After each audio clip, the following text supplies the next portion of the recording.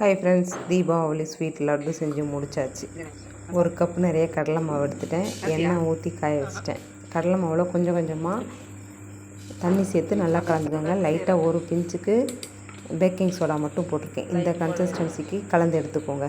Piping பேக்கில் போட்டுக்கோங்க. அப்படி இல்லைன்னா அரிகரண்டியோ இல்லை ஓட்டக்கரண்டியோ பூந்தி கரண்டியோ வச்சு பொரிச்சு எடுத்துக்கோங்க. 3/4 கப்புக்கு சர்க்கரை, அதுக்கப்புறம் அதுக்கும் கம்மியாக தண்ணி ஊற்றி நல்லா கொதிக்க வச்சிடுறேன். அதில் 2-3 ஏலக்காயை தட்டி சேர்த்துக்கிட்டோம். அது ஒரு பக்கம் கொதிக்கட்டும். பாகு பதம்லாம் நாங்கள் பார்க்கல.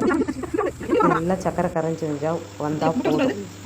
இந்த ஜூஸரில் போட்டு எடுத்தோம், நல்லாவே வரல, சப்பையாக வந்தது. அதுக்கப்புறம் அரிகரண்டியை வச்சு நல்லா ஊற்றி தட்டி தட்டி விட்டோம், வந்துருச்சு. ஒவ்வொரு தடவை பொரிக்கும் போதும் மாவு ஊற்றும் போதும் கரண்டியில் அடிப்பக்கம் தொடச்சிக்கோங்க, மேல் பக்கமும் தொடச்சிக்கோங்க. சூப்பராக வந்துடும். பூந்தியை ரொம்ப வேக விடக்கூடாது. போட்டோமா கிண்டி விட்டோமா எடுத்தோமான்னு வச்சுக்கோங்க.